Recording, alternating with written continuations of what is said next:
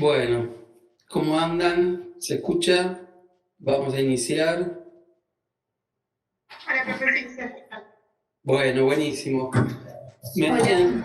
Pudieron ver la tesis y pudieron ver los materiales. Vamos a arrancar la clase. Primero, bueno, obviamente quiero presentarlos y saludarlos a todos los estudiantes de la materia, los Hay alguien que está compañeros. haciendo mucho ruido. Sí, a ver si logramos ahí silenciar. Bien. Por favor, siléncienlo, gracias. Eso, bárbaro, gracias.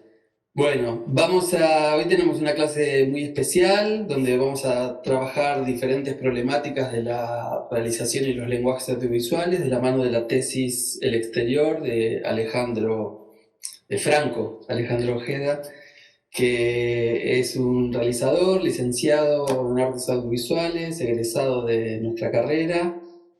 Hola Franco, ahí estás, ¿cómo te va? Hola Fabio, ¿cómo andan? Bueno, bárbaro.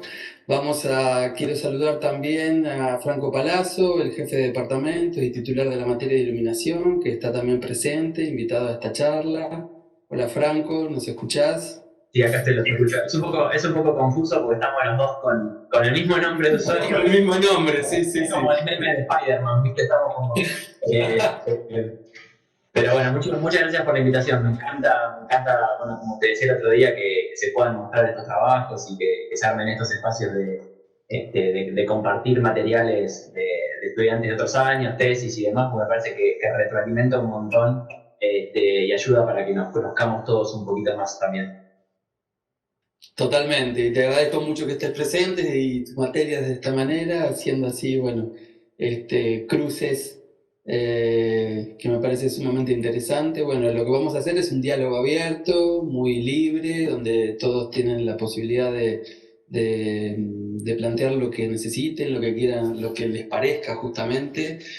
Siempre en torno a las discusiones, teniendo en cuenta que estamos en un proceso justamente, bueno, quiero saludar a mis compañeros de cátedra también, lo dije hoy, pero no sé si escuchaba. Estamos grabando, chequemos que estemos grabando, yo acá estaba grabando hoy, a ver, y me confirman por favor, porque la manera de charlar hoy obviamente es abierta y directa, pero si alguno no puede intervenir a través del audio, lo puede hacer a través del chat. Me confirman los compañeros de cátedra si alguno puede estar revisando el chat para que estemos tranquilos desde esa instancia. Bueno, así que acá estamos. Vamos a arrancar les comparto nuevamente esas frases disparadoras que nos ponen en tema, ligadas a lo que no es esto exactamente. Déjenme ver. Acá está. ¿Se ven las frases? ¿Sí? Bien. Sí, LC. Bueno, 3 frases de Robert Bresson de Notas sobre el cinematógrafo. Una que dice: ¿cuántas cosas se pueden expresar con la mano, con la cabeza, con la espalda? ¿Cuántas palabras inútiles, inoportunas desaparecen? ¡Qué economía! Sé preciso en la forma, no siempre en el fondo, si puedes. Siempre la misma alegría, el mismo asombro ante la nueva significación de una imagen que acabo de cambiar de lugar. 3 frases que tienen que ver con cuestiones diferentes justamente de la construcción de un film y que se ligan a la tesis de Franco también, con respecto a esta cuestión de los modos de narrar, los usos del lenguaje, el tratamiento de la cámara, del montaje, de las sugerencias, del modo constructivo, de esa puesta en forma audiovisual que nos hace trabajar como espectadores de una determinada manera, ¿no? Vamos a ver justamente la clase de hoy, vamos a tener una parte primera donde vamos a charlar y si nos queda tiempo, en el final vamos a hacer un pequeño análisis de la secuencia de la mochila, que es una secuencia que les hemos señalado para observar, porque consideramos que es uno de los momentos más significativos y más redondos de esa tesis, donde justamente está trabajando fuertemente con las sugerencias, con los elementos que expresan esta frase.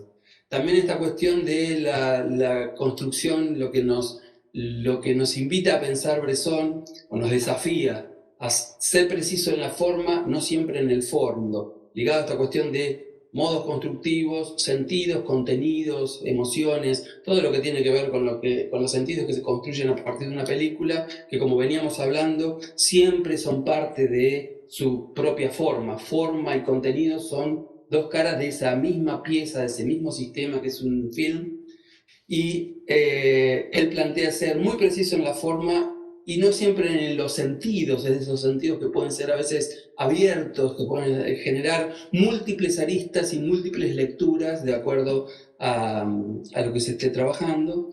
Y por otro lado, esta cuestión que indica la última frase, obviamente que lo que estoy planteando es apenas un disparador. Estas frases siempre nos quedan como rebotando y generando ecos de sentidos y donde muchas veces nos caen las fichas de lo que puede significar o lo que nos puede invitar a pensar y los estímulos que generan en otros momentos. Están en pleno proceso de creación de sus cortometrajes, por eso en esta instancia lo invitamos a Franco para hablar de una tesis realizada, una tesis concreta, hecha por un estudiante, ahora graduado, que ha recorrido la misma carrera que ustedes están iniciando en este año. Entonces aprovechar a hablar con él de todas las instancias realizativas y también justamente de los desafíos que tiene un estudiante, que tiene un realizador y los procesos de lo que significa esta construcción fílmica. Entonces, siempre la misma alegría, el mismo asombro ante la nueva significación de una imagen que acabo de cambiar de lugar. Cuando estamos probando, cuando estamos justamente ensayando, haciendo bocetos, borradores, ustedes están por hacer justamente un trabajo de estilo, el TP de estilo, que es un ejercicio audiovisual que sirve para aprovechar cómo hacen los artistas plásticos con los bocetos. Es decir, probar modos de la imagen, modos del sonido, modos de la plasticidad, modos de la construcción comunicativa, modos de la sugerencia artística, modos del audiovisual en función de ese proyecto que van a realizar. Tuvieron la posibilidad, y también tienen la posibilidad para hacerlo incluso a posteriori, de observar también esos estudios de estilo que realizó Franco para su tesis. Dos de ellos, como decíamos, son exploraciones justamente de cómo construir esa secuencia de la mochila que tan poderosamente y tan eficazmente quedó en el film. Entonces, ese asombro que tenemos cuando de pronto una imagen que la pensábamos en un lugar, la colocamos en otro y cambia justamente la significación, la fluidez, el modo del decir, las sugerencias. Entonces, desde allí nos posicionamos para pensar esta clase de hoy. Y una breve introducción, plantearles que la tesis de Franco, él lo va a contar obviamente, es parte de un proyecto mayor. Él tenía como proyecto realizar un largometraje del exterior, y entonces propone en su tesis hacer una primera aproximación de una parte de ese largometraje. Ese largometraje que hoy ya existe, que está circulando, ha tenido varias distinciones. Ganó un primer premio en el Festival Audiovisual El Parque Paraguayo, de Posadas, de Misiones, el primer premio para los largometrajes con votación del público, y forma parte de la selección oficial del FECINEU, que es el Festival Internacional de Cine Independiente de Neuquén, y de la selección oficial del Festival First Time Filmmaker Sessions de California, Estados Unidos. Fabio, permiso, Sí. te agrego uno porque me enteré ayer también de que quedamos seleccionados en el de Cine con Vecinos, el 17 Festival de Cine con Vecinos de Saladillo, así que a eso. Bueno, buenísimo, felicitaciones por eso. Bueno, la idea es un poco charlar justamente de todas las instancias, pensar además y aprovechar no solo la cuestión de tratar justamente de aprovechar las cuestiones realizativas, no solo charlar de aquellas cosas que seguramente pueden llegar a plantearse respecto de las inquietudes a nivel de sentido y construcción de sentido, que en este caso para los realizadores siempre es mejor ver qué es lo que los espectadores sentimos o pensamos a raíz de la película, más que el propio realizador nos la explique, pero sí sobre todo hacer mucho pie en el cómo filmó cada una de las cosas, o cómo construyó, cómo ideó, cómo fue ese proceso hasta la película terminada, que se liga fuertemente a los procesos y los desafíos que tenemos todos los realizadores. En su proyecto de tesis, Franco plantea el tema de la identidad y el territorio, posibilidades del cine de montaña. Creo que la palabra territorio, la palabra montaña, la palabra identidad y la palabra lenguajes son claves para esta charla que vamos a tener. En la tesis, plantea Franco, se problematiza el género del cine de montaña en relación con la identidad, la búsqueda de la identidad con relación al territorio, la pregunta por la identidad en relación a un territorio y la problematización del cine de montaña en sí como género y la historia que conlleva este género a su vez con la relación de la historia de las montañas de ese territorio.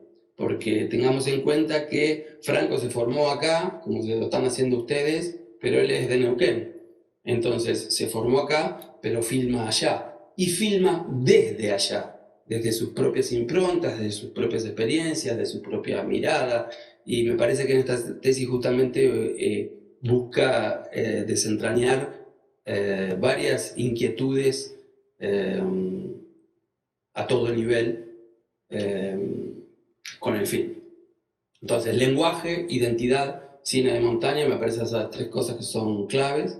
Y obviamente que también vamos a hablar de para qué ha servido Franco como realizador, como estudiante primero, y como cierre de ese proceso de estudiante, que le ha servido el proceso realizativo de la tesis en función de su largometraje, como cierre de sus años de estudiante y como trampolines en los primeros años como profesional de la imagen, ¿verdad? Y sobre todo, no solamente esas cosas que quedan materialmente en los objetos audiovisuales, en las películas, sino también aquello inmaterial que te llevaste, Franco, en tu mochila una vez hecha la tesis, y me imagino luego después hecho el film y las perspectivas a futuro, ¿no? Porque me parece que es muy interesante tener en cuenta que el proceso creativo es dialéctico, es un va y viene, es una problemática que estamos en permanente ebullición y construcción, ¿no? Si bien Franco tenía las cosas muy claras de entrada, ha tenido muchas transformaciones que fue haciendo de la estructura principalmente, del modo del montaje, del encuentro con el conflicto y la narración, el desarrollo de esa peli que se fue gestando a través de procesos de resoluciones, transformaciones, reelaboraciones y resignificaciones, todas desde una mirada muy personal, en un proceso muy creativo y donde ha explorado cosas del lenguaje particulares para llevarlas a cabo, ¿verdad? Así que, bueno, me parece que los estas ejes principales que son también potencia del film respecto del proceso identitario, lo narrativo y lo lingüístico, es que va construyendo la película en cuanto a sus propias curiosidades, deseos, desvelos, como mirada propia, subjetiva, cultural y social del realizador, ¿verdad?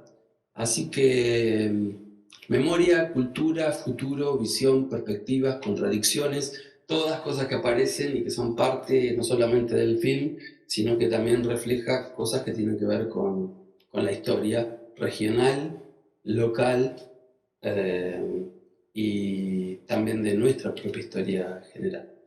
Así que después iré planteando algunas cosas más al respecto, pero me parece que está bueno ir pensando justamente estas cuestiones, estas travesías, esos cruces generacionales e históricos ligados al cine de montaña, la localía, la región. Eso me parece muy intenso, atravesado por esto que decimos del identitario, y por esto que señalaba de que él filma allá, ¿no? Y desde allá. Estas tensiones y riquezas particulares me parecen que son muy atractivas y que ese otro aspecto que señalábamos en cuanto a los recursos, los lenguajes audiovisuales, me parece que Franco ha querido poner en circulación y en prueba, en formulación estética, estilística y realizativa, me parece que son centro también de nuestras discusiones. Bueno, vamos después plantearé varias cosas más ligadas a esto.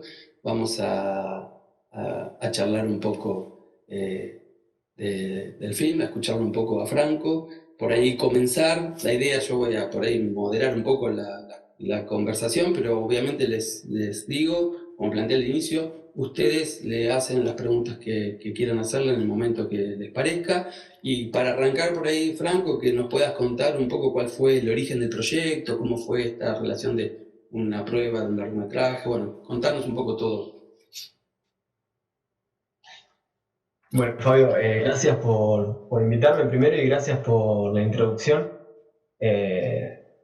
Nada, bueno, o sea, primero yo tenía como la gran inquietud o la gran necesidad de filmar en la montaña, digamos, de narrar algo de ese universo que yo conocía de caminatas más que nada. Pero bueno, esa inquietud no se plasmaba en ninguna historia al principio. Entonces primero vino como las ganas de narrar ese universo, o también vemos muchas veces que las películas narran universos. No sé, por ejemplo, Nueve Reinas, que narra el universo callejero de Buenos Aires, de esa clase de gente que son como criminales, pero no, bueno.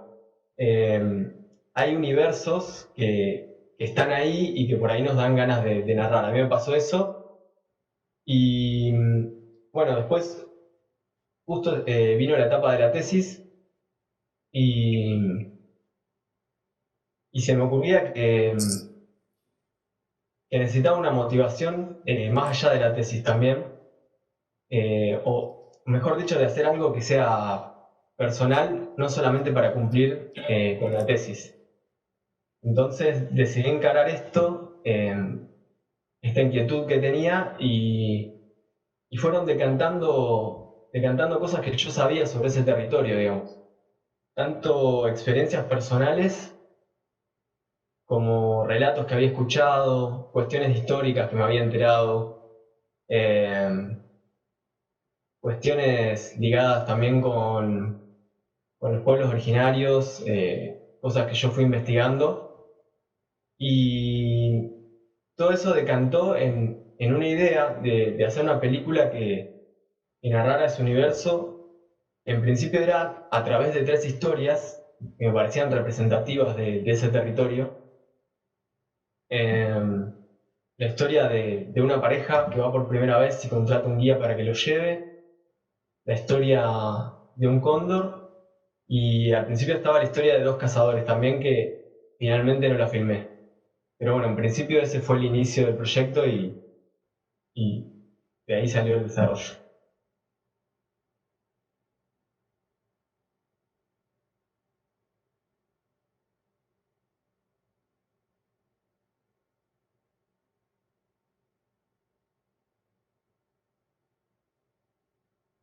No se escucha, Fabio. Si estás hablando, no se escucha.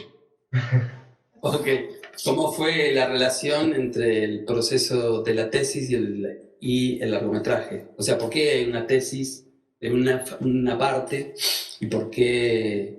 Y también me parece interesante pensar qué cosas de las exploraciones que hiciste en la tesis te sirvieron para desarrollar ese relato en el largo. Bueno, en principio entonces, teniendo en mente este proyecto más grande de largometraje, dije, bueno, voy a encarar la tesis para filmar una parte del largometraje, la parte más extensa. Era la historia de esta pareja que va por primera vez a la montaña y contratan un guía. Y bueno, narrar esa travesía hasta un lugar donde ellos iban a escalar en principio. Pero bueno, después se desarrolla una intriga que impide que esto suceda. Entonces, bueno, encaré la tesis con esa idea de narrar ese fragmento de largometraje. Y las pruebas de cámara estuvieron orientadas en este sentido, a encontrarle una forma, a buscar cómo narrar esta historia desde la puesta de cámara, desde la puesta en forma, desde el montaje, desde todo, porque partía mucho del espacio y de la interioridad de los personajes la idea, pero tuvo varios ensayos hasta llegar a una forma concreta.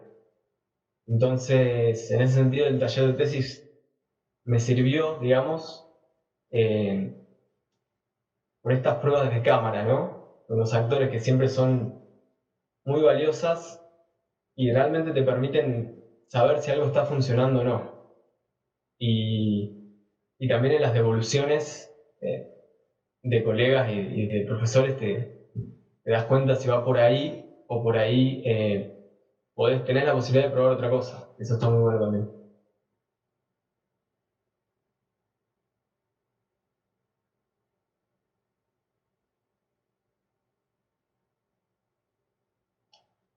Fabio, de vuelta.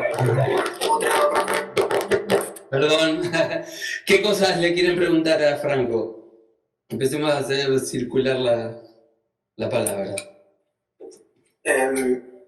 Eso quiere decir que la elección del plano general junto con el enfoque al pájaro, al águila, no sé qué es, y esa voz en off tiene que ver con esta necesidad de, ¿cómo se llama?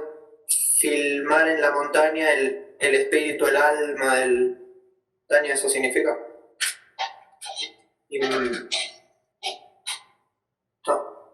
Contésteme que me estoy sonrojando. No, sí, en principio la búsqueda del cóndor fue Un cóndor, gracias. ¿Eh? Un cóndor, gracias. Es el resultado de una búsqueda de un recurso.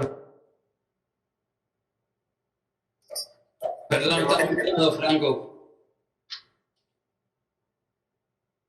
Te quedaste en busca de... y se cortó. Encima había dicho algo buenísimo, nada, mentira. No, te contaba que la búsqueda del cóndor, digamos, es el resultado de la búsqueda de un recurso narrativo. O sea, tiene que ver con esta necesidad de querer narrar el territorio, pero a veces no sabes desde dónde, o los recursos que había visto no me convencían y digamos, no podían transmitir esto que yo quería, que era como que el territorio se narre a sí mismo en algún punto. O sea, no buscar solamente que el entorno rodee a los personajes, sino que el entorno narre. Entonces, en esta búsqueda, llegué primero a la subjetiva de un cóndor, que digamos que permite otra visión del espacio profílmico, digamos, hay un distanciamiento de los personajes también, marcado no solamente por la puesta de cámara, sino también por la voz over del cóndor, digamos, ya nos distancia también. Y en algún punto también, digamos, eso humaniza el paisaje, no sería humaniza la palabra justo, pero eso hace que el paisaje no sea algo muerto, sino que sea algo vivo, ¿no? También el uso de la lengua, vieron que el cóndor habla en un lenguaje que es Gununa Hatuch, es una lengua originaria que fue recuperada, es la lengua de los Gununa Kuna, que son los que comúnmente se llaman tehuelches septentrionales. Me pareció que era una lengua que, por un lado, le daba verosímil al personaje, digamos. Porque me parece que no hubiera sido lo mismo si el cóndor hubiera hablado en español, ¿no? Como hubiera sido un poco raro. Por otra parte, tiene que ver con esta búsqueda de resignificar el cine de montaña. O sea, yo siento que es un género que no está del todo explotado. O sea, históricamente es alemán, fue usado para para la propaganda del partido nazi en su momento también. Y después en Argentina lo retoma Pussy Lanchner, que es un alemán justamente también exiliado, digamos, después de la Segunda Guerra Mundial y que tiene su pasado también ligado a esto, digamos. Entonces, como que el género también necesitaba como una resignificación, como una apropiación también, y que sentía que por ese lado, que tenía más que ver con nuestra historia, se iba a poder generar otra cosa. Nada, no sé si respondió o quedó más o menos por ahí. Entonces la personificación del alma de la montaña viene a ser el cóndor, que claramente es el único capaz de sobrevolarlo, el único que no se abruma por la enormidad de la planicie, del relieve. En ese sentido, están abiertas las interpretaciones, o sea, hay una sola, obviamente, no es que hay una sola interpretación posible, pero sí esto de que vos decís de que es el que forma parte del paisaje y que deja de ser paisaje en ese sentido, y que no es tan, digamos, que no está apresado, si quiere, o determinado por el entorno, como si están los otros personajes. Eso es algo muy típico del cine de montaña, ¿no? Que la montaña condiciona a los personajes, los apresa, los hace actuar de determinada forma, en la que el cóndor no, digamos. Él es parte de ese universo. Así que en ese sentido sí.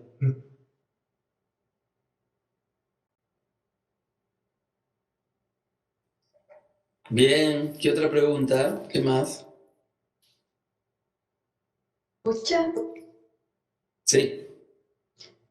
Sí, yo tenía una pregunta más que nada técnica con respecto a los planos que se presentan en la película. Hay planos como que generan ese sentimiento de búsqueda, por ejemplo, cuando Ashe era la chica, ¿no? Por ahí anda buscando en la mochila del novio y como que no aparece ella, pero sí aparece la mochila. O también otro plano donde está ella y está el fuego y ella está como mirando a la pareja, obviamente con misterio y con enojo porque sabe que le está ocultando algo. Pero ¿cómo pensaste los planos? ¿Cómo decidiste, quiero hacer justo este plano para expresar este sentimiento de búsqueda? Justo esta parte quiero grabar, que no se note esto ni lo otro, solo esto. O sea, ¿cómo lo pensaste? ¿O cómo te lo imaginabas? Sí, eso fue una de las cuestiones más difíciles, justamente. Ahí en realidad fui buscando referentes, digamos, el principal referente narrativo en ese sentido es Hitchcock, digamos. No fue nada muy raro, digamos, fue el suspenso hitchcockiano y cómo trata la mancha, ¿no? El suspenso hitchcockiano siempre es a partir de un hecho que trastoca el sentido de una situación inicial, ¿no? Trastoca la cotidianidad. Entonces, a partir de un elemento que empieza a girar en el sentido contrario, diría Pascal Bonitzer, todo lo que vemos tiene otro sentido, o sea, está pervertido, ¿no? El sentido. Entonces, ahí es donde las miradas empiezan a tomar otro peso, las miradas empiezan a querer decir otra cosa que, gracias a que el espectador tiene otra información, nosotros establecemos una complicidad. Digamos, el espectador, el narrador, digamos, el director en este caso, establece una complicidad con el espectador, ¿no? Ahí es donde dice, digamos, donde se genera esta comunicación implícita que es tan valiosa para el cine como los personajes tienen estas miradas entre sí y el espectador tiene esta información y probablemente un personaje quede afuera. En este caso era el personaje de Hernán. Eso por un lado. Por otro lado, narrar la interioridad de los personajes, ¿no?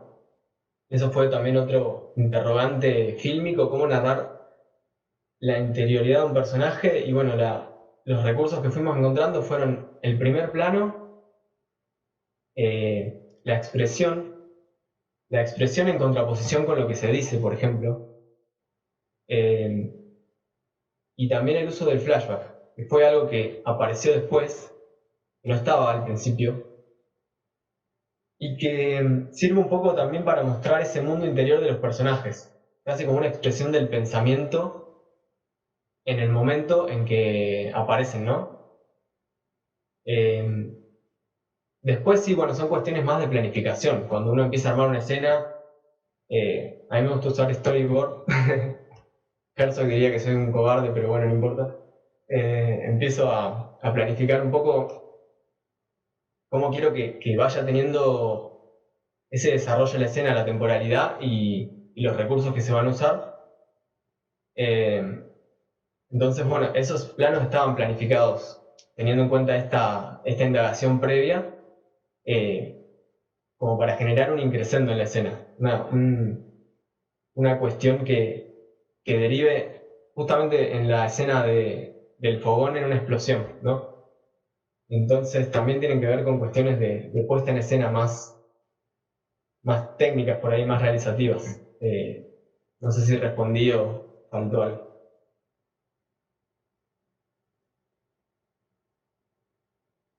Perdón, me quedé pensando, porque, por ejemplo, como dijiste recién que mencionaste mucho el flashback, y en el flashback como que, no sé, yo como espectadora me di cuenta que ya Hernán desde un momento estaba como buscando algo. Ya como que estoy pensando, la mochila parece que no es de él, o no sé, tal vez de él y yo me equivoco, pero no sé, me quedé bastante pensando el tema de las miradas de los personajes, porque ya como desde un principio que están como desconformes con el viaje, pero no porque sea como el viaje, sino porque saben que algo malo está pasando. Pero bueno, yo obviamente la tendría que ver una y otra vez para poder bien analizarla. Pero ante todo me encantó la película. Pero como dijeron, eso es como una primera parte nomás de un proyecto más adelante, o que ya está. Bueno, buenísimo que te gustó. Sí, la tesis igual es un producto en sí mismo, o sea, la podés ver como un producto y después el largometraje agrega otras escenas que por ahí terminan de cerrar algunas cosas, pero no demasiado, digamos, como también la idea fue que sea un relato abierto en ese sentido. Pero sí, tal cual, lo que vos decís de las miradas, o sea, siempre la intención fue generar esa subtrama a partir de las miradas, ¿no? Como una subtrama de las miradas. Yo quiero agregar que me gustó que en la escena final, justamente eso que decís, esa interioridad de los personajes se hace evidente cuando la cámara se cierra mucho en la mirada de Hernán sobre la foto que le están mirando, como que te mete más adentro. Me gustó mucho eso. Buenísimo, gracias. Y sí, era la búsqueda, digamos. O sea, en la escena final ya directamente no nos podemos acercar más, digamos, en ese sentido. Estamos prácticamente en los ojos de él y hay una exploración sobre el rostro del personaje también.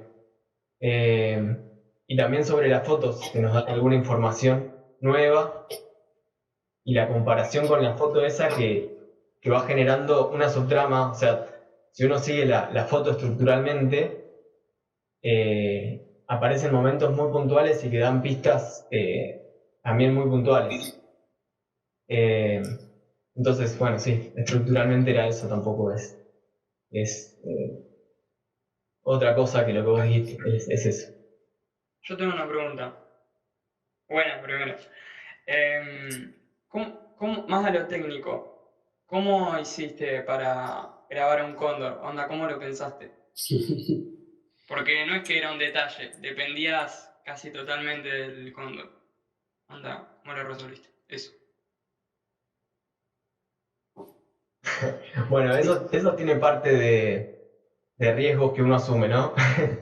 Como, como realizador también, en el sentido de que yo dije que un personaje iba a ser un cóndor y lo fui a filmar. No es que tenía un plan B, que tenía cóndores en un zoológico o el permiso para filmar en alguna reserva. Tenía que ir y filmarlos en el hábitat natural. O sea, lugares que yo sabía que había, que tenía por ahí los contactos en algún campo para entrar. Simplemente eso, como si fuera a filmar naturaleza, como si hubiera hecho un documental de National Geographic sobre cóndores, obviamente sin, sin el presupuesto que tendría en ese caso y sin los equipos, ¿no? Porque la primera parte de la tesis lo filmé con mi cámara, que es una 60D, y con un teleobjetivo prestado que era un 300, que ni siquiera tenía estabilizador. Y, y fue apostarme en un lugar 2 o 3 días. O sea, ir y volver 2 o 3 días al mismo lugar hasta sacar los planos que conseguí. Y bueno, esa fue la primera parte para la tesis, y para el largometraje ya fuimos como un poco más preparados, un poco más equipados, y nos fuimos 4 días a un lugar que también es un lugar que está repleto de cóndores en Bariloche, pero básicamente es una parte más documental del rodaje, donde yo dependo de lo que consigo, y de hecho me tengo que adaptar también a lo que consigo en ese sentido. Valió la pena al menos. Quedó muy bien.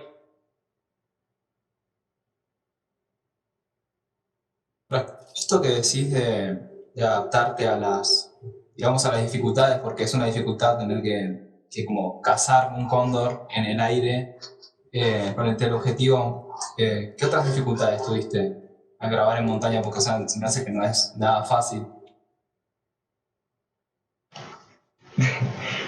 Sería muy largo contarte, pero un montón. O sea, nosotros filmamos la mayor parte de la película en un refugio que se llama Jacob, que se llega solamente caminando 18 kilómetros. Tuvimos que cargar todos los equipos.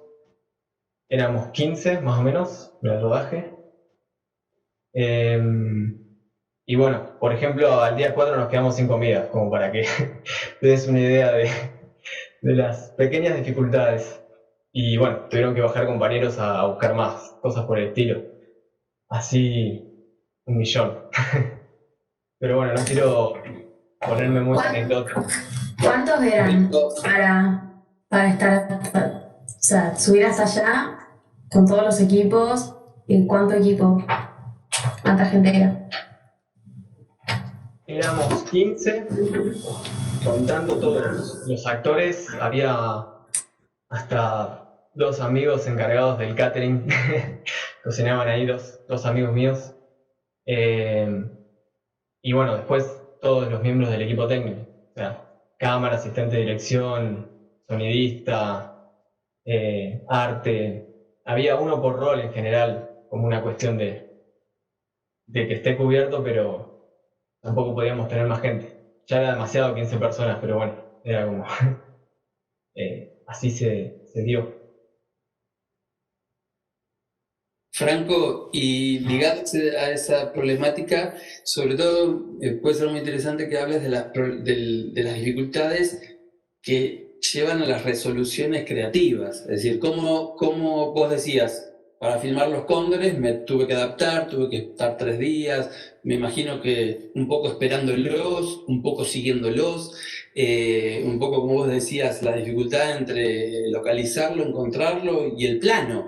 Porque en definitiva, cuando todos esos problemas finalmente se sintetizan en los planos con los cuales vos haces la película, ¿no? Entonces, ¿por dónde pasaron esas dificultades creativas y qué resoluciones como director tuviste que tomar o has tomado, o cuáles cosas te parecen que son interesantes para contar ligadas a esa experiencia creativa a todo nivel, pero que termina plasmándose en el plano. Y que si yo no tengo esos planos, no tengo película. Puedo tener un hermoso viaje a la montaña, ¿no?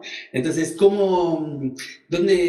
nos puedes contar de eso? De dificultades y resoluciones fílmicas para lograr tal momento de la película. No sé si soy claro, va.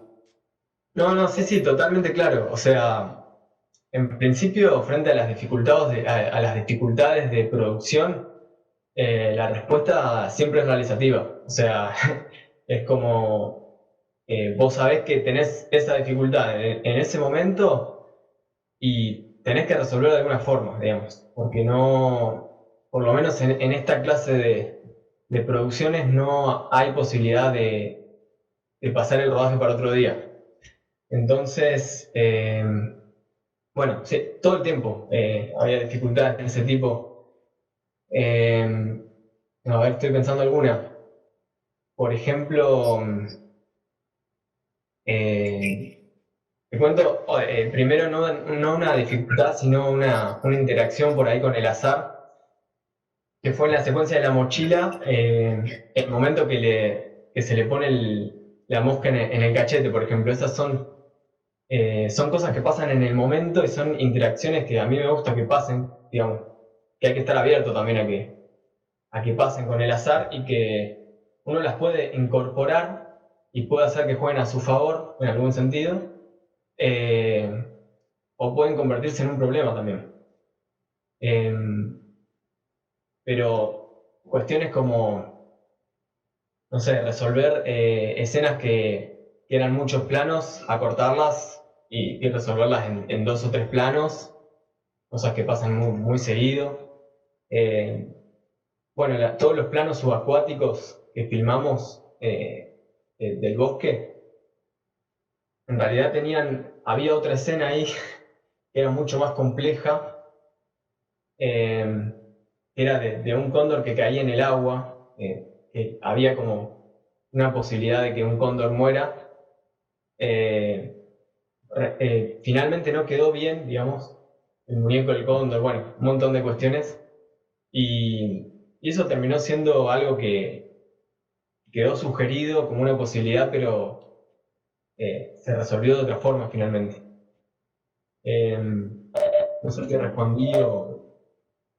Sí, sí, en esa línea además, por ejemplo, pensaba cómo hacías el manejo de la cámara, ¿no? Porque vos tenés una cámara que es muy decidida, es muy intensa.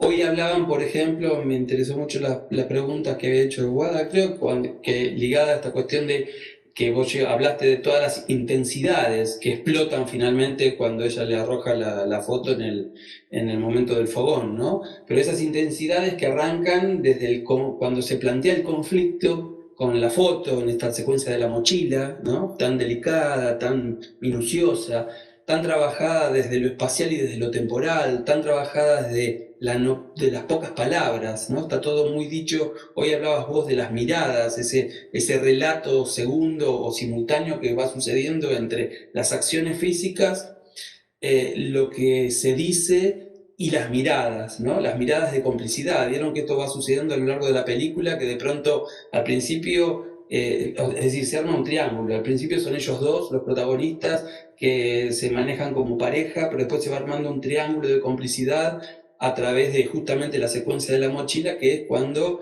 el guía reconoce que hay algo jodido que le está pasando a ella, que está preocupada, que no está dicho, pero sin embargo él lo percibe. Y a partir de ese momento, ¿no? Empieza a volcarse la fuerza y la interacción de ella con él, y hay un cierto dejarlo de lado, o en todo caso ponerle límites al rubio.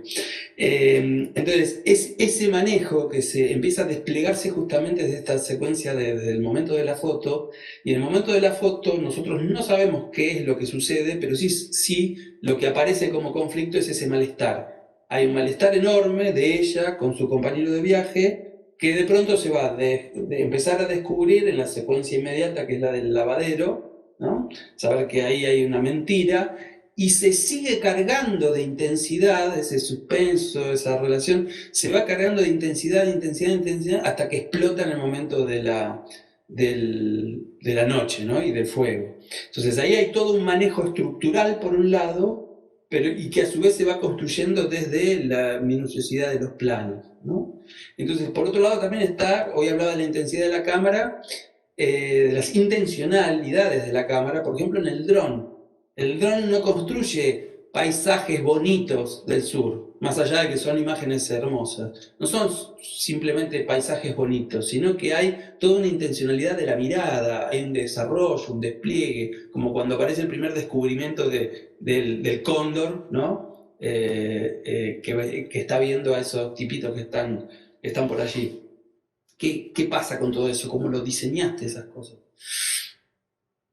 Esta relación en que va de la idea o de la sensación que vos podés tener de que quiero construir esto, las dificultades del rodaje y la materialidad de dominar la cámara, dominar el encuadre, la actuación, los sonidos, hasta pensar en el montaje futuro para que esto pueda suceder, ¿no? Sí, totalmente. Sí, digamos, todo lo que tiene que ver con el cóndor era como una de las apuestas más grandes de la película, una de las cosas más experimentales. Y si bien yo tenía muy claro lo que quería hacer y cómo esa mirada del cóndor iba a ser parte del paisaje narrándose a sí mismo, digamos, o de ese territorio que yo quería narrar, sí, a la hora de filmarlo, digamos, requiere una planificación muy particular porque es extenderse en el territorio realmente, o sea, físicamente. O sea, teníamos que distribuirnos en espacios muy largos que en un momento no nos andaban los walkie-talkie, por ejemplo, y teníamos que ir corriendo como chasquis, digamos, gritándole a los actores una acción así, pero no sé, 1 kilómetro más o menos. Por otra parte, yo tuve la suerte de trabajar con un operador de dron que es excelente, entonces yo lo podía dirigir en el momento que él operaba el dron y hacía todo perfecto, digamos. O sea, en ese sentido fue como una suerte de tener una cámara aérea, digamos, que nos complementábamos muy bien con él y que yo le podía ir diciendo y él en el momento ya lo iba sintiendo también. O sea, yo lo iba haciendo como una dirección, como si fuera una dirección de actores, de una dirección de cámara mental o de cóndor, que él respondía muy bien y entendía como lo que yo quería transmitir. Entonces, eso también tiene que ver con las charlas con el equipo técnico y la confianza con el equipo técnico que son cruciales, digamos. Por ejemplo, en este proyecto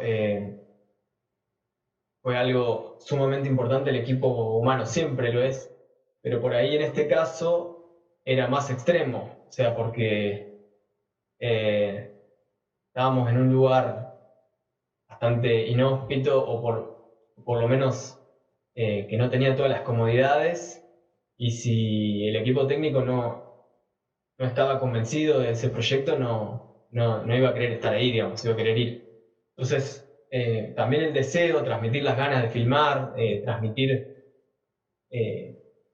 permitirle también al otro, a la otra que forma parte del equipo técnico, aportar su parte, dejarle el espacio también, es muy importante para poder llevar adelante un proyecto, digamos. Porque si no es como todo el tiempo, nada, queda en algo muy, muy cerrado tal vez, que no está bueno, digamos. No sé si, capaz me fui por las ramas, no sé si iba por ahí. No, bien, bien. ¿Qué otras preguntas? Sí.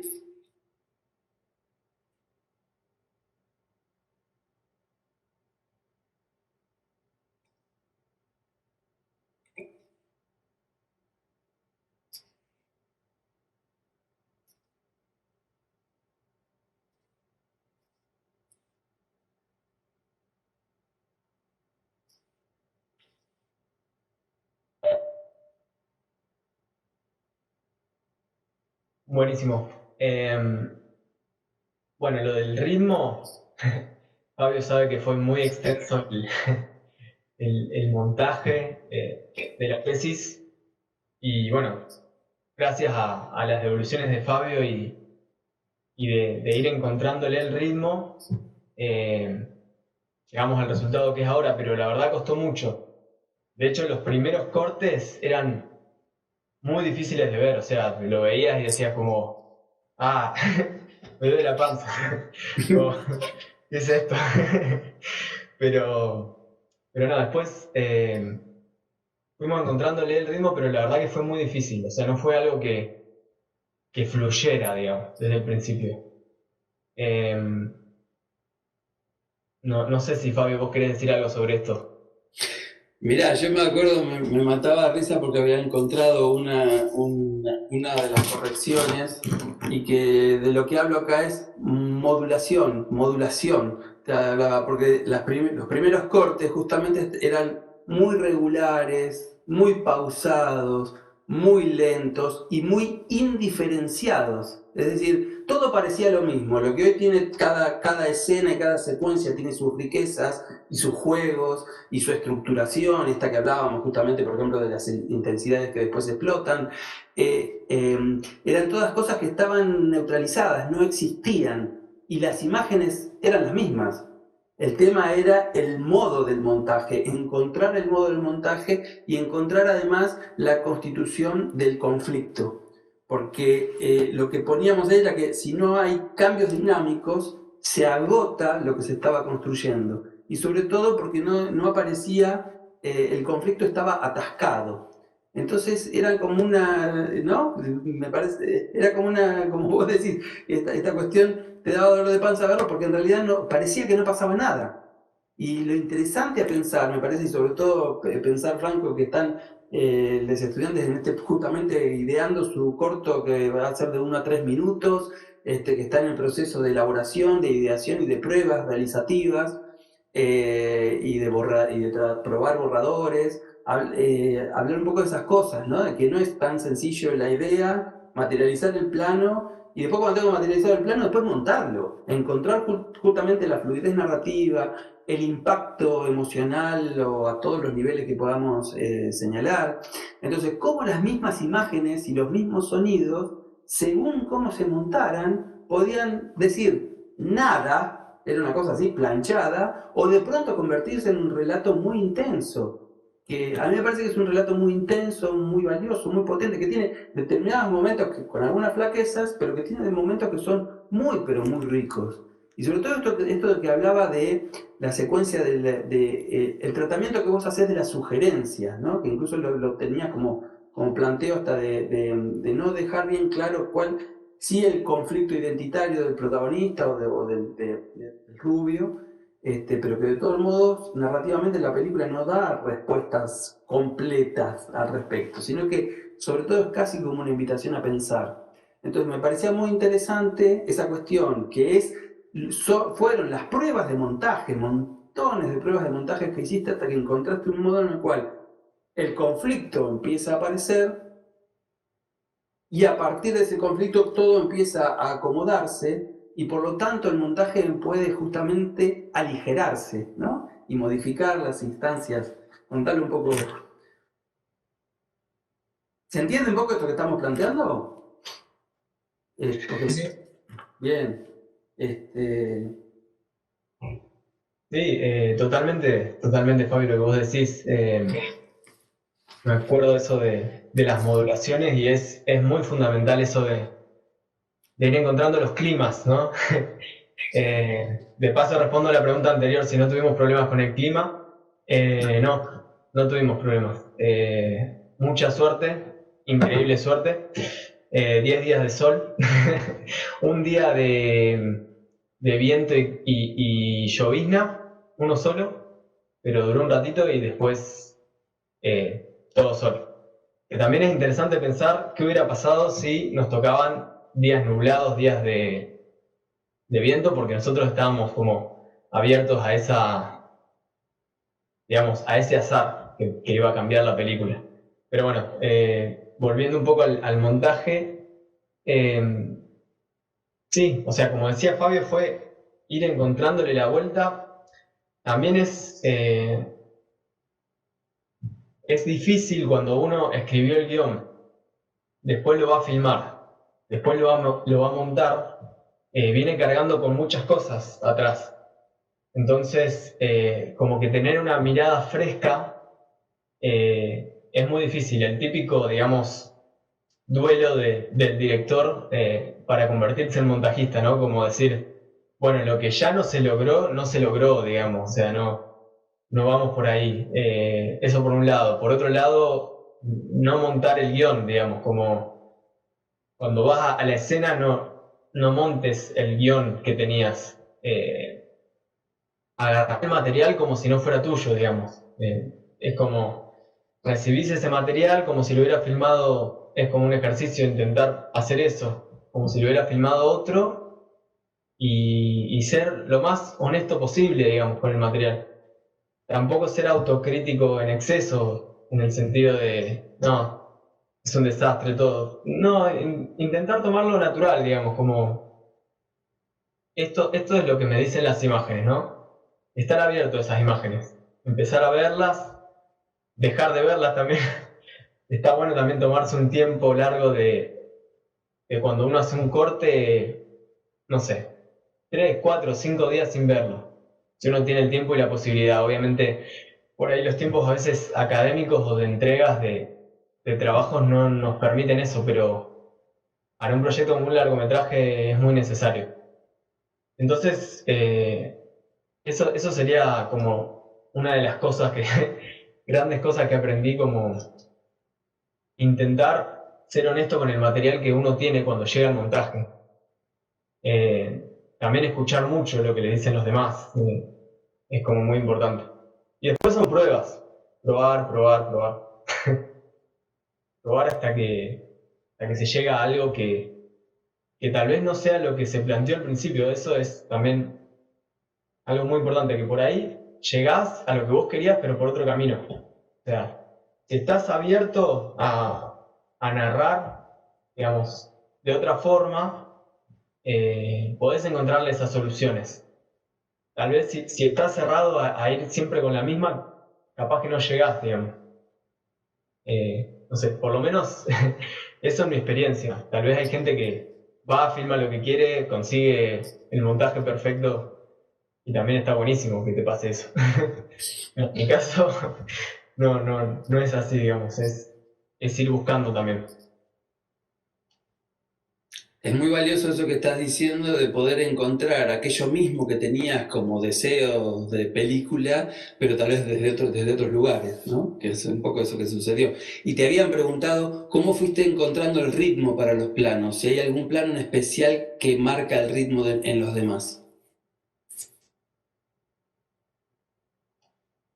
No, en realidad, más que nada de esto de encontrar los climas y las modulaciones, porque en cada escena para mí tienen un microrritmo propio, digamos. Por ejemplo, la escena de la mochila tiene un tiempo muy dilatado, casi una cuestión de tiempo real, un poco más. Esos planos como con otra cadencia, con un fuera de campo activo, digamos, con el sonido, también con una preponderancia que en otras escenas tal vez no lo tiene. El fuera de campo ahí está muy activo.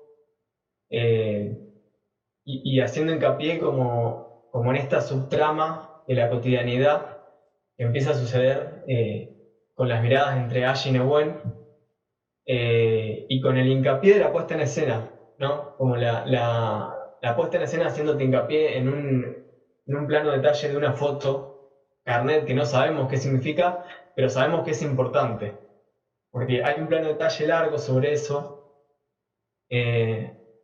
También tiene que ver esto, los tiempos, ¿no? Los tiempos también marcan jerarquías entre los planos, marcan importancias. Después un plano largo, que es el de ella, que es el contraplano de Nehuen, y que después termina siendo el contraplano de otro personaje, de Hernán. sea, cómo se va transformando ese plano, ¿no? El ritmo interno de los planos también hacen a la temporalidad total de la escena. No sé si hay un plano que marque la temporalidad de los demás, pero sí que hay jerarquías de importancia, ¿no? Entre los planos y entre la duración de esos planos. Eso tiene cadencias. Después de esa escena que es bastante dilatada, pasamos a una escena como más dinámica. O sea, al principio era como lo decía Fabio. La misma cadencia de esta escena, pasábamos a la otra que venía con una cadencia igual. El plano inicial era un plano vacío, mucho más largo, entonces eso por ahí hace que no funcione. Cuando vas encontrando digamos, esas cadencias del montaje, hace que se mantenga la atención. Sí. Básicamente eso. Eso significa que la alteración en la alteración en la duración y en la velocidad de ejecución de cada acción es una forma de decir, de indicar qué elementos tienen más importancia dentro del guión, tienen más importancia que otros.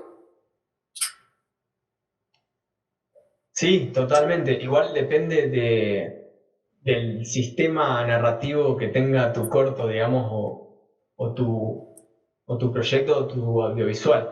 Pero en principio yo descubrí eso, ¿no? Como en el montaje, cómo vamos, como si fueran frases cuando uno escribe, cómo el detenerse sobre determinadas cosas le agrega importancia y hace que el espectador se pregunte también ¿por qué me está haciendo hincapié sobre esto? ¿Qué significa esta insistencia en determinado objeto, cuestión, mirada? Nada, eso. Después depende a lo que apunte tu corto, pero me parece que eso es algo importante. Sí, en línea me parece de esto que estás charlando, que están hablando, me parece muy interesante pensar si pudieron ver los estudios de estilo de Franco, esos dos que hay ligados a la mochila, las secuencias de la mochila.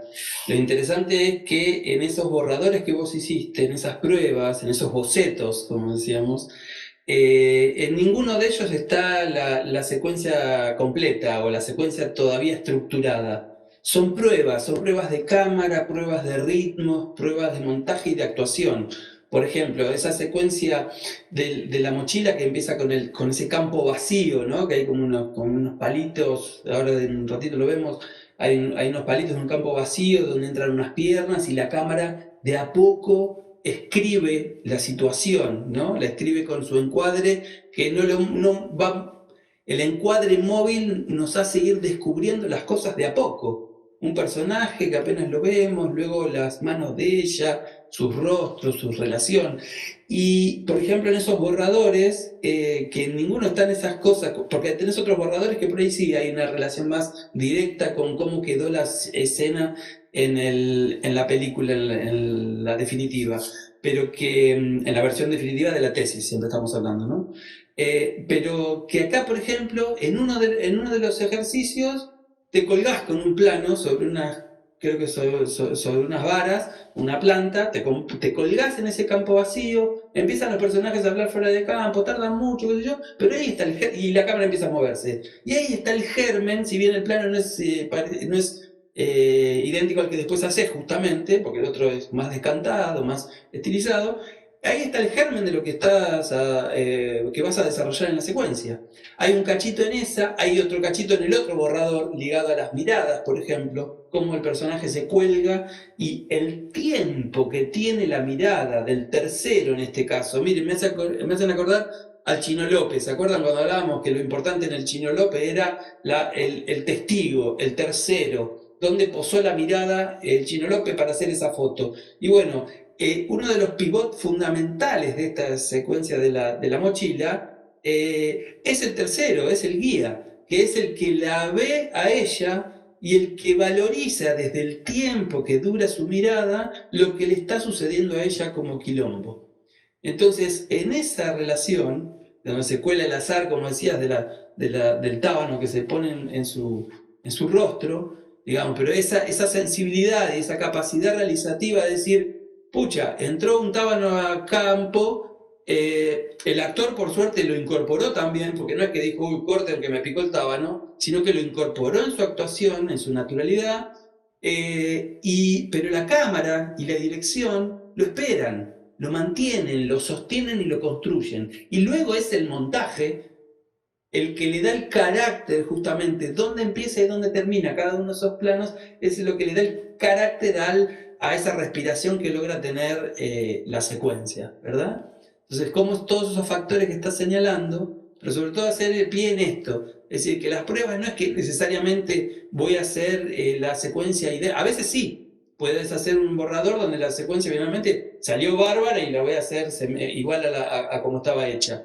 Y hasta a veces puedes usar los mismos planos de ese borrador. Pero en este caso que además vos trabajabas con otros actores, cómo aparecen se notan en los planos tus intenciones de encuadre, tus intenciones de tempos, tus intenciones de relación, que después los desplegás, ¿no? Entonces esa dialéctica me parece muy, muy valiosa.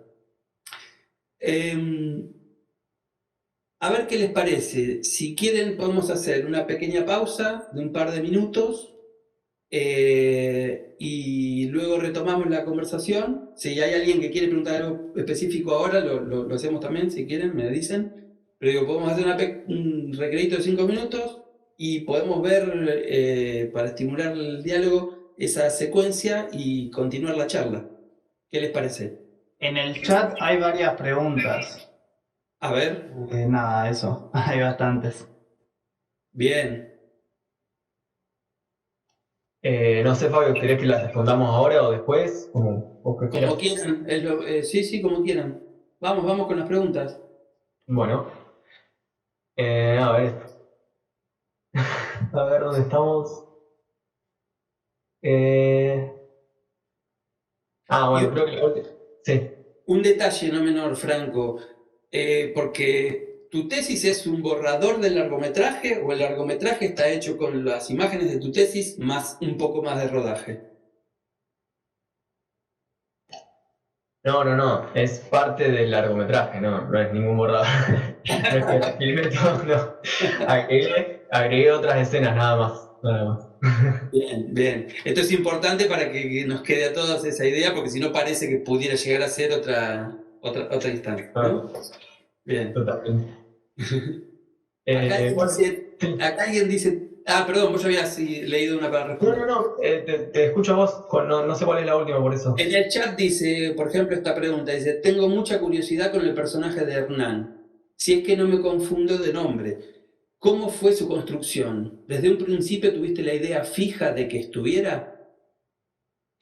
Sí, desde el principio tuve la idea fija de que estuviera, pero era, digamos, no estaba definido el personaje en sí, sino cómo iba a funcionar en la trama y en el argumento. O sea, yo tenía definida la idea de que una pareja iba a la montaña con un guía al que desconocía y se generaba el suspense a partir de que ella, o digamos, el personaje de Aye, desconfiara sobre la identidad de su pareja y que se genere ese argumento en la montaña, utilizando el espacio de montaña como condicionante para los personajes, porque si no, si esa misma trama sucediera en la ciudad, no sé, tal vez ella se iría, llamaría a una amiga, tendría como otra cuestión que no era lo que más me interesaba. Entonces sí, estaba desde el principio, después se fue complejizando, lo fui cruzando con estas cuestiones que me interesaban también sobre el territorio, como cosas que yo había escuchado sobre el exilio nazi en Bariloche, historias que me llegaron también de primera mano, cosas. Y bueno, y así se fue construyendo también el personaje y la trama en general. Y acá leo otra que dice, no sé cuánto tiempo te llevó para tener la idea de lo que querías hacer. Y fue antes del taller de tesis yo ya tenía como la idea escrita.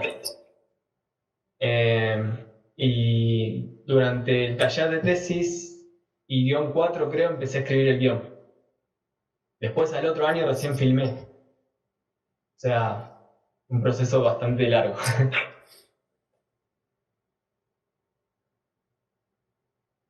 ¿Leo algunas otras de acá? Sí. A ver. Dice, ahora que ya estás en otra instancia, si volvieras a ese momento, ¿se cambiaría algo? Sí. Sí, obviamente. Lo que pasa es que no podría filmar exactamente lo mismo, digamos, también sería un poco aburrido, digamos. Y sí, cambiaría cosas, corregiría un montón de cosas, pero bueno.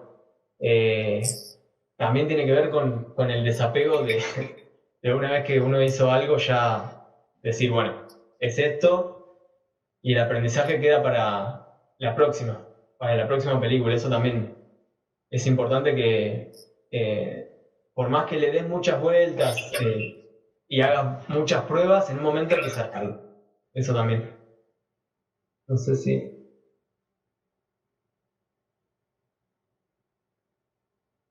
Dice si tuvieron algún desacuerdo entre todos cuando hacían las escenas.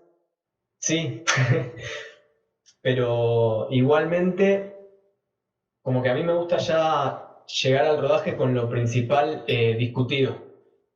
Como tener esas instancias de discusiones previas con el equipo técnico y llegar a un consenso antes de llegar al rodaje. Como en el momento del rodaje ya me gusta ir a filmar, o sea, estar abierto pero ya sabiendo lo que vamos a hacer, no discutir lo que vamos a hacer en el momento.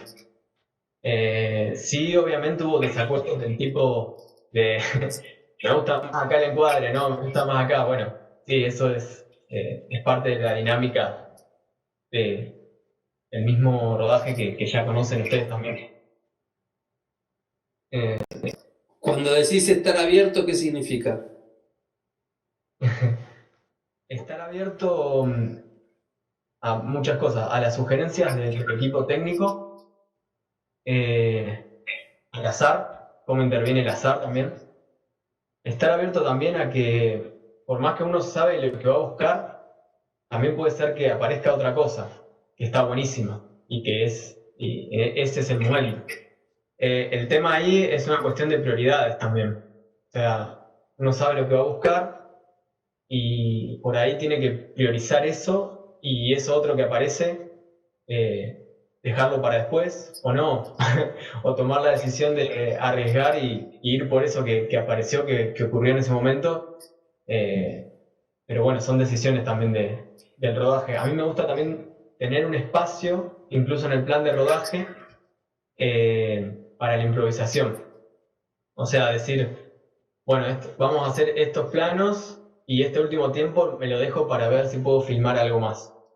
Porque a veces en ese algo más aparecen cosas muy interesantes también. Claro, sí, totalmente. Está muy bien. Eso, bien. Después también es interesante pensar en las locaciones o en los lugares y cómo se construye el espacio fílmico, ¿no? Si yo no recuerdo mal, porque vos hoy hablaste del refugio, el refugio que aparece en la tesis en realidad no está filmado en la montaña, ¿no? No, eso está filmado en Citibel, en una cabaña. En una cabaña en Citibel que tiene mucha onda de refugio, es muy parecido a un refugio. Pero sí, eso está construido también por el montaje y por la misma puesta en escena de los planos. Bien. Hoy en el chat yo escribí parafraseé una frase de François Truffaut, el director francés, el director de la Nouvelle Vague, ligado con Godard, Chabrol, Romer, Rivet. Cuando vos hablabas justamente, cuando te preguntaban por los roles, que vos habías hecho el guión y también cuando vos hablabas la dificultad de distanciarse del guión, distanciarse de las imágenes para encontrar qué es lo que la imagen me está diciendo de verdad y no de lo que yo imaginé como intención, ¿no? Que es uno de los grandes desafíos de los realizadores, es decir, poder encontrar ese equilibrio, como cuando vos hablabas, distanciarse un tiempito, como para ver realmente qué está expresando y diciendo cada una de las imágenes, más allá de mis intenciones previas. Porque a veces yo puedo creer que me está diciendo algo y en realidad es más mi intención que lo que verdaderamente la imagen porta, ¿no? Entonces, Truffaut tenía esa frase que dice, se filma contra el guión y se monta contra el rodaje, ¿no? En esa lucha que permite justamente tener esas aperturas del azar que vos decís, tener la posibilidad de encontrar organizaciones nuevas para llegar a lo mismo, ¿no? Un poco lo que la frase de Bresson decía también, esta de la alegría de encontrar una nueva significación por una imagen que cambié de lugar. Bien, hagamos una pequeña pausa. 5 minutos, son 19:36, 19:41, estamos otra vez adentro. ¿Les parece? ¿Vamos bien? ¿Están bien? ¿Sirve? ¿Les place? Bien, aprovechenlo. Sí, buenísimo. Está re linda la conversa, así que, y me parece que es muy fructífera y muy productiva. Muchas de las cosas que se están hablando tienen muchas ramificaciones y van a cosas claves de los procesos realizativos. Bueno, y 41 volvemos. A ver si puedo compartirles esto. Así vemos un fragmentito. VLC. ¿Ahí lo ven esto? Sí. ¿Se escucha también? Sí, se escucha. Bárbaro. Bueno, acá estábamos con el dron, ¿no? Esto es justo lo inmediato anterior. Fíjense qué interesante el tratamiento de la cámara y de los ritmos, los tempos. Canto no cao na chalaye lefuch. Chipa piojo, nukchal anasik chingach. Wasak na yanug. Canton, kugaina chaco, kinahanayo. La composición del encuadre, el tiempo de la mirada, el transcurso del plano y el juego justamente con los campos vacíos, con el desencuadre, con el fuera de campo, que hoy hablaba Franco justamente de cómo trabajar con el fuera de campo activo, ¿no? Fíjense en este momento, y fíjense la modulación, hablábamos de modulación.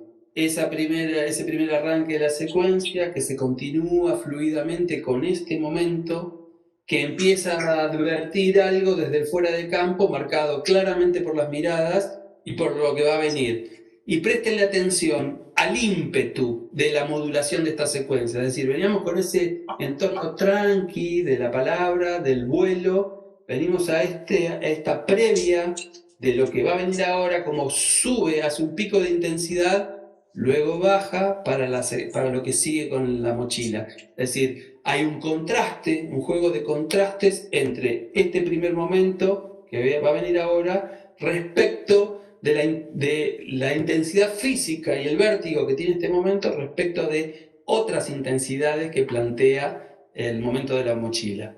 Entonces ese contraste hace también, no solo sentido, sino que hacen a la respiración, a la musicalidad del montaje que hablaba Orson Welles de un film.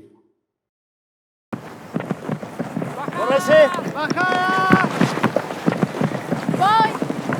¡Guarda! Está un reloj. ¡Curva! ¡Curva contra curva! La escucha, ¿no? Curva y contracurva, el lejano, el silencio. Voy a ir a buscar agua. ¿Alguno quiere?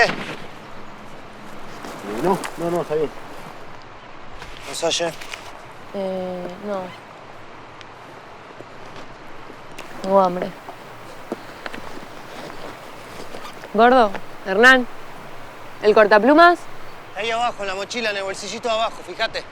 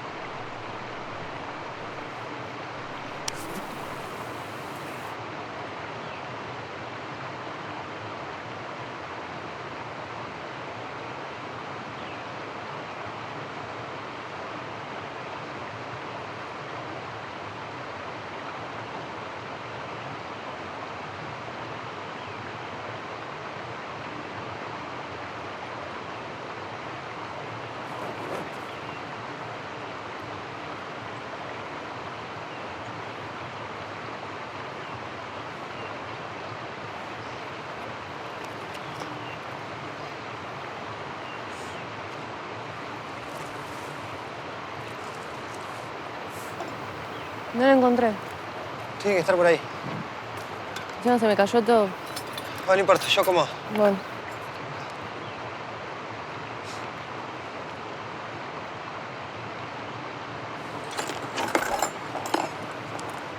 Yo quiero paté.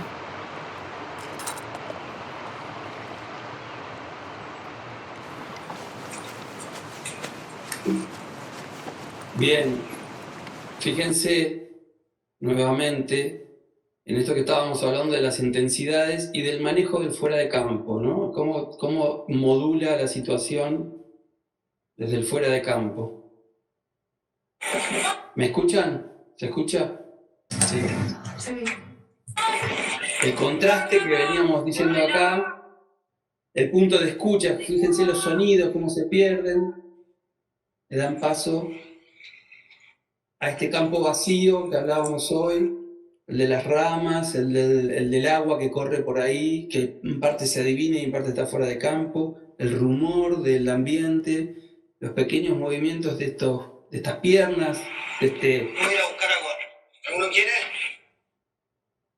¿No? El fuera de campo activado por el diálogo, y mientras tanto la cámara, fíjense la cámara cómo avanza en un plano que no es sin cortar y va encontrando desde el detalle, va construyendo las sugerencias, ¿no? Como lo que decía Franco hoy, como lo casual de buscar un cortaplumas va a generar el descubrimiento de algo revelador y tajante, que va a dar paso al conflicto, ¿verdad? Fíjense cómo llegó la cámara hasta acá, todavía no cortó. Cómo concentra. Recién ahí corta. Una vez que está presentada esa situación, que está dialogando de otra manera con lo que está narrando y con el entorno, una vez que ella está concentrada, buscando el cortaplumas, desde el fuera de campo sabemos que Hernán se fue hacia otro lugar y este otro que se sentó aquí a la izquierda. Ella a la derecha, él a la izquierda, el manejo del raccord de miradas y la continuidad de la localización espacial, ¿sí? El que presta atención no es una única mirada, él ya hizo la prestada atención. Y fíjense acá, cuánto se puede decir con una mano, ¿verdad? Cómo ese gesto de esa mano que apenas cae ya nos está empezando a señalar que hay algo raro, que después se potencia y se termina de discernir o de descubrir en este tiempo de la mirada, en esta valorización de la mirada. Vuelve a mirar, mira fuera de campo, hacia donde suponemos que está Hernán, porque lo que vio tiene que ver con Hernán y con algún quilombo que nosotros desconocemos, y es lo que nos empieza a mover desde el suspense, la curiosidad de la trama hasta que explote después, ¿verdad? Fíjense la transformación del plano, además. Mientras ella mira fuera de campo, él que no estaba mirándola a ella directamente, sino que estaba primero con la cabeza hacia abajo mirando de su mochila y ahora la observa. Y en esa observación le da carácter y presencia a lo que le está pasando a ella.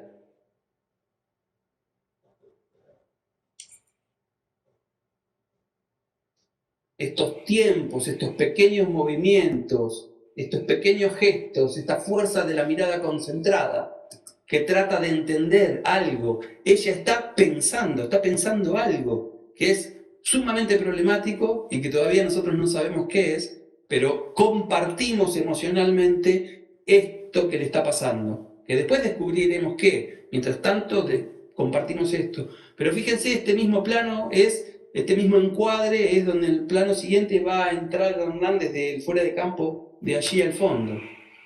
Entonces la mirada fuera de campo, pero perdida en realidad, no es que ella no está mirando a él, sino que está con su mirada perdida, pero es él el que ataja esa mirada y la sostiene, ¿sí?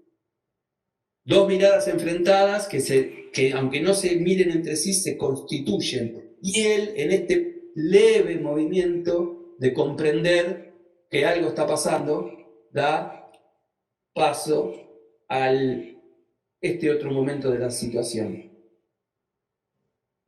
La información de la foto, la información de que se la guarda sin que el otro sepa, Entonces ella ahora tiene un secreto. La película tiene un secreto para nosotros que no sabemos cuál es. Ella tiene un secreto para nosotros que no sabemos qué es lo que le pasa. Pero también sabemos que ahora tiene un secreto hacia el flaco, que es esa foto guardada. Y fíjense por dónde ingresa él, ¿sí? Desde ese fuera de campo y cómo se modifica el encuadre con la salida de ella de campo, la entrada de él. Y esa cámara fija que sigue plantada ahí y sigue tejiendo delicadamente y sutilmente estas tensiones humanas que empiezan a fortalecerse además por la presencia de este tercero testigo. Y esa mirada fuera de campo hacia el otro lado del tercero da paso al plano siguiente, que es la escena siguiente, donde el humito de la tierra atravesada por la furia que ella tiene. Ella está furiosa. Entonces ese hilo emocional de la furia que empieza a cavilar cuando ve la foto, se continúa en esa corrida del plano de recién y se continúa. Ahora ni bien llegamos a la lomita. En estos planos. Es una parada técnica. No se cansan los pies, ¿sí? Se camina con la cabeza. Ese hilo emocional intenso de lo que le está pasando a ella sigue acá. Se continúa esa furia, no bajó. Al contrario, creció y se mantiene. Y todavía se mantiene cuando corta por un emparejamiento gráfico de localización central a la escena siguiente del lavadero, que es donde vamos a descubrir que ese documento, ahí está parte del problema, la mentira de él, el problema de la identidad y esos sucesos. ¿Se entiende un poco? Acá me parece que es muy... los perdí, a ver. ¿Me escuchan ustedes? Sí, profe. Ah, bárbaro.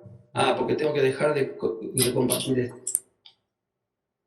Entonces, me parece que esas sutilezas, esas intensidades están muy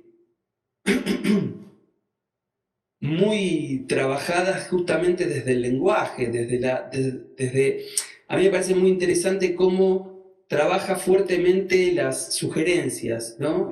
Con un conflicto muy claro, pero que aparece de una manera lateral, marginal.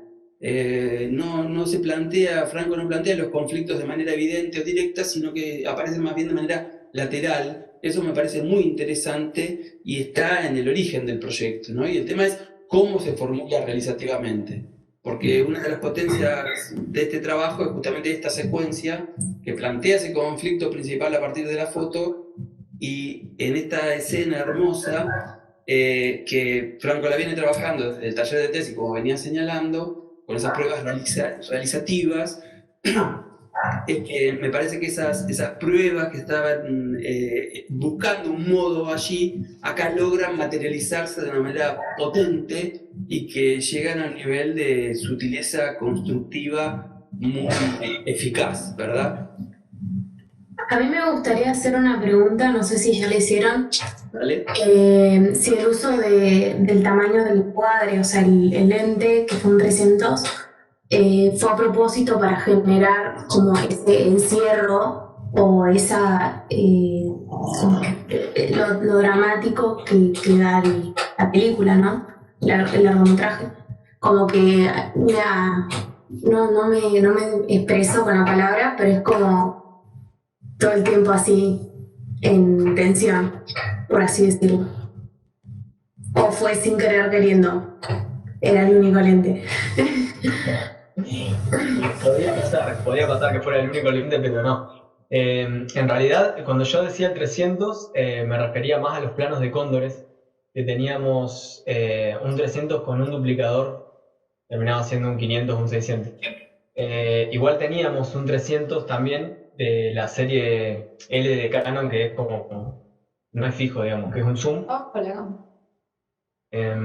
Y bueno, íbamos variando pero el tamaño del plano, digamos, va más allá del lente y tiene que ver con la elección de meternos en la interioridad de los personajes, como decía antes, y también de la puesta en escena. Porque, por ejemplo, en este plano de la mirada de ella, de la mochila, en un plano en el que entra toda la acción y sin embargo estamos cerca de ella. estamos como lo suficientemente cerca como para ver lo que le pasa en la cara y al mismo tiempo poder ver las acciones del cuerpo. Pero sí, el tema de la distancia es un tema muy, muy crucial porque te cambia un montón la percepción, digamos, de una escena, de un personaje, de la interioridad. ¿Y estaban muy lejos? ¿Cómo? ¿Estaban muy lejos los personajes? No, en el espacio físico real no estaban muy lejos. Podrían haber estado, pero estaban, ponele que a 2 metros, algo así. Menos, 1,5 metros. Bueno, gracias. No. Bien. Una o dos preguntas más si quieren y vamos cerrando.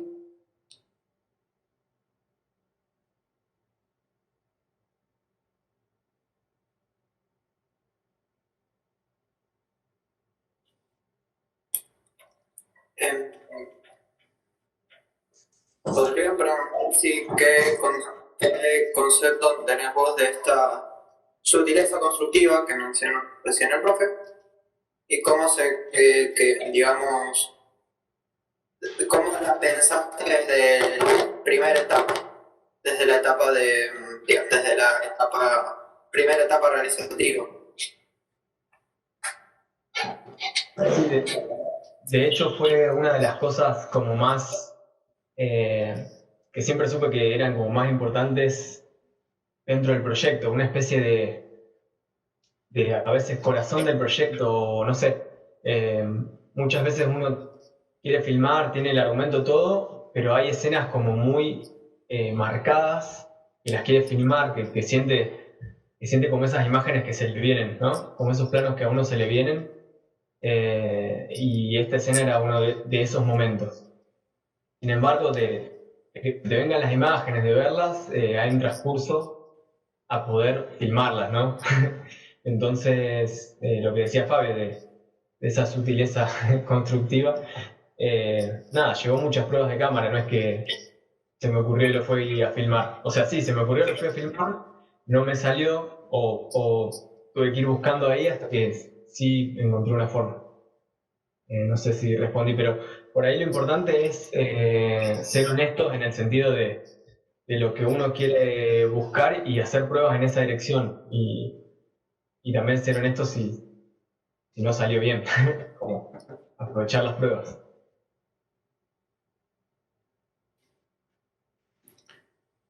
Acá escriben en el chat también, ¿está bien la respuesta?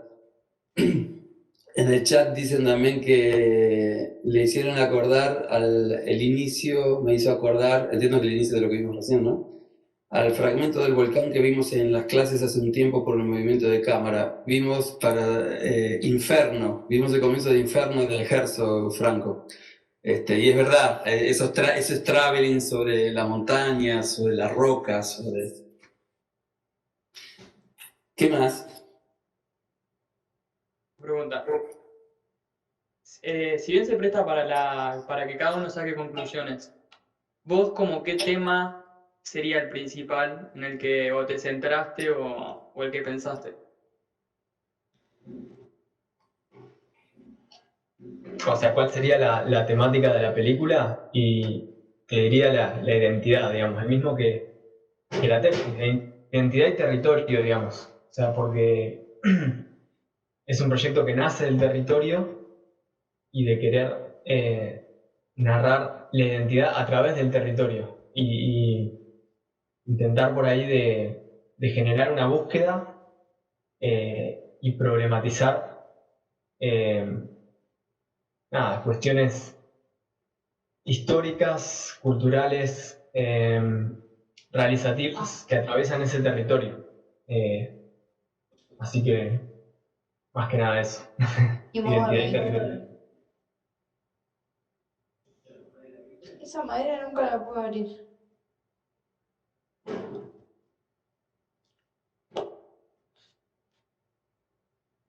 ¿Qué identidad? Sí, estuve pensando.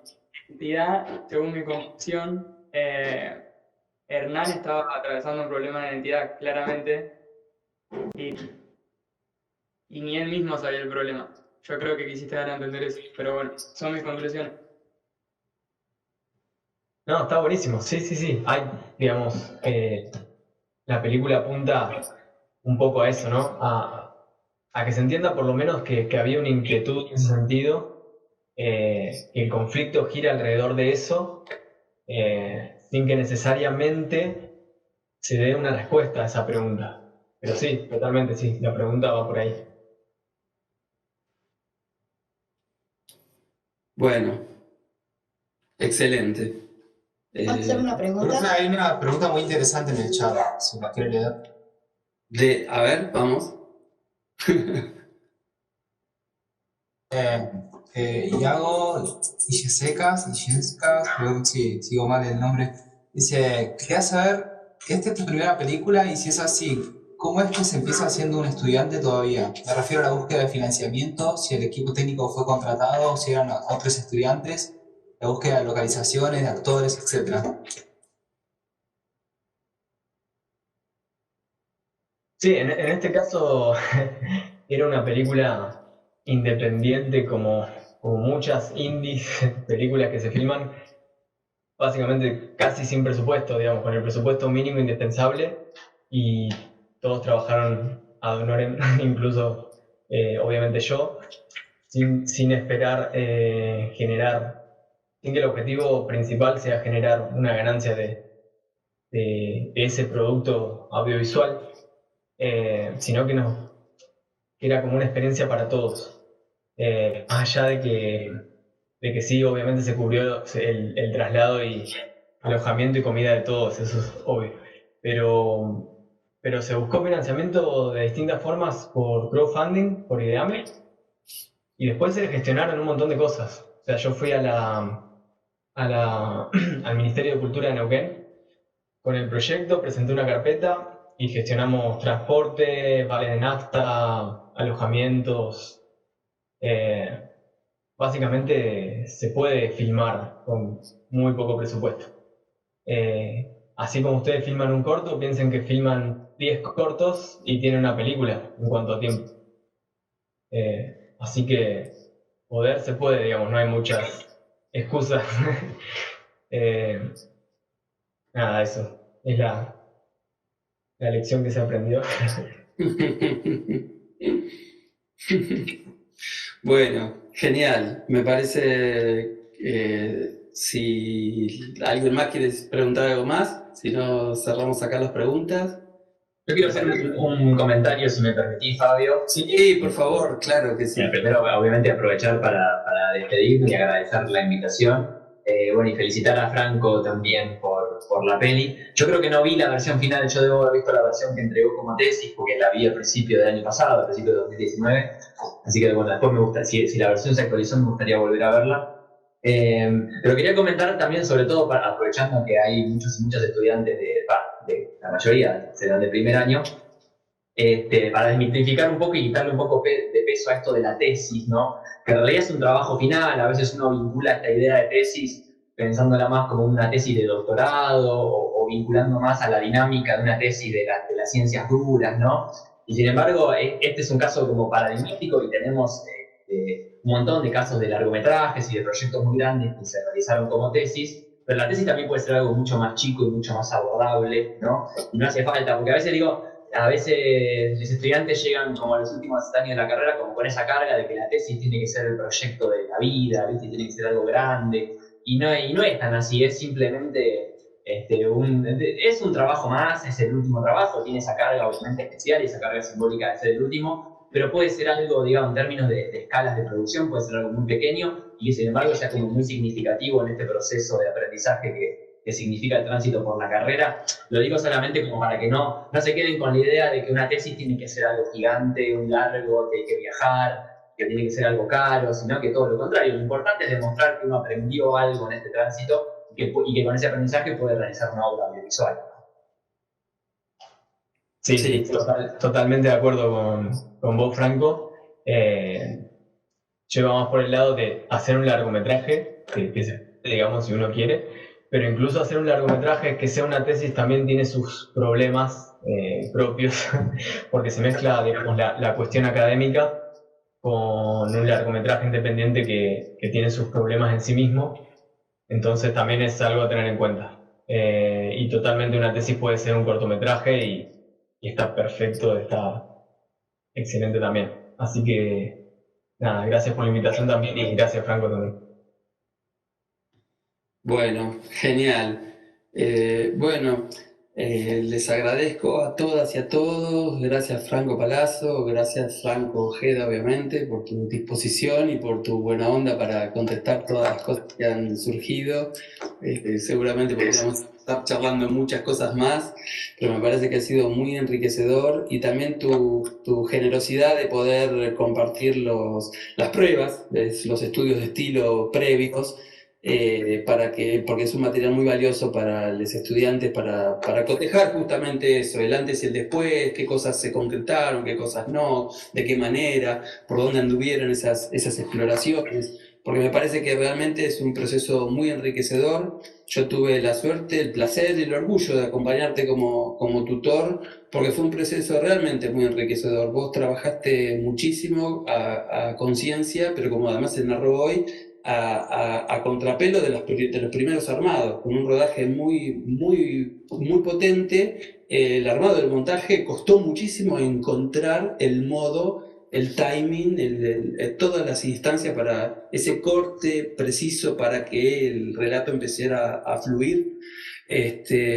Y más allá de cosas que pudieran incluso todavía pulirse, me parece que hay momentos que son joyitas, ¿no? El manejo del dron que decíamos, esta secuencia y toda la estructura de esta gran parte central.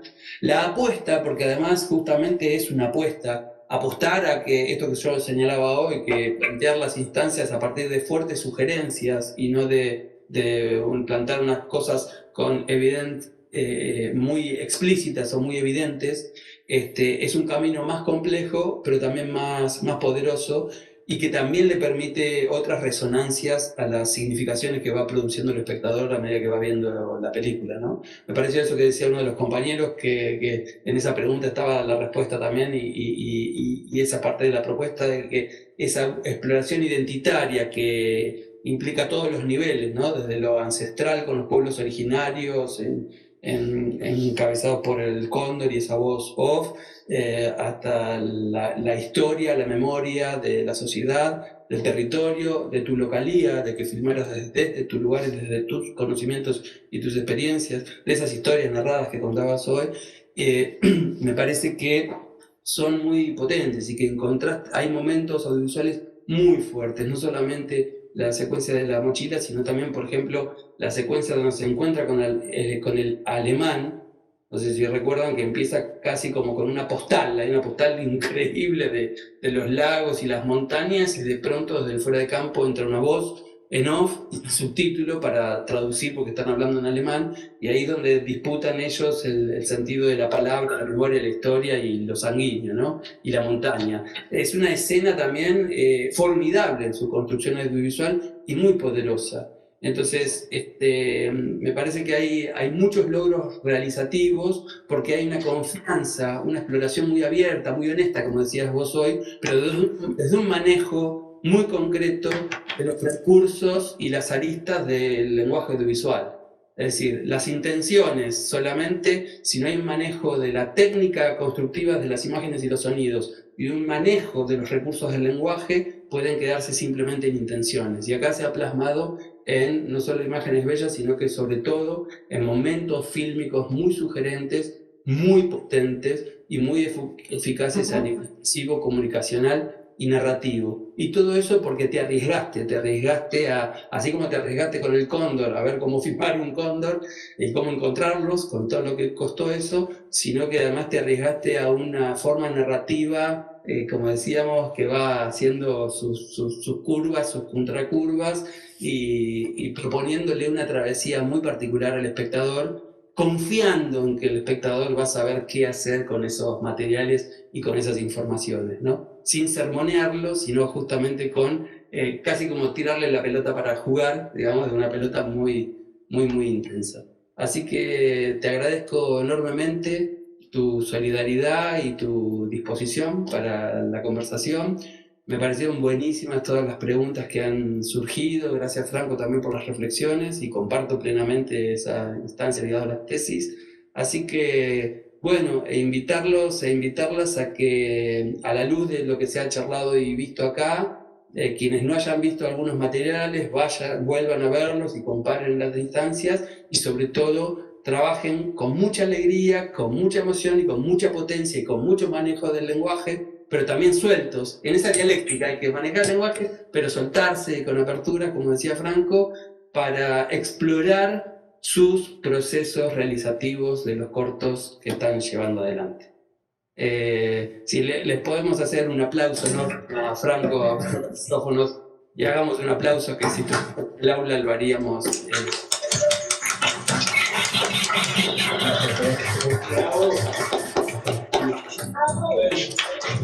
Nos vemos la próxima, entonces. Chao, nos vemos. Nos vemos.